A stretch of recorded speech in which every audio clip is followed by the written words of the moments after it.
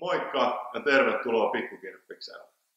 Pikkukirppis on täysin uudenlainen kirpputori ja myös Suomen helpoin kirpputori.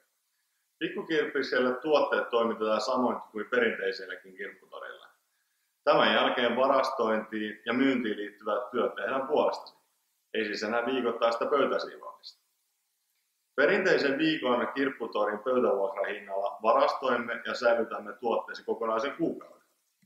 Meillä varastointi ei edellytä tuotteiden myyntiä.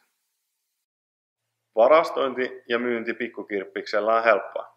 Valitse ylävalikosta info, sieltä varastointi ja myynti.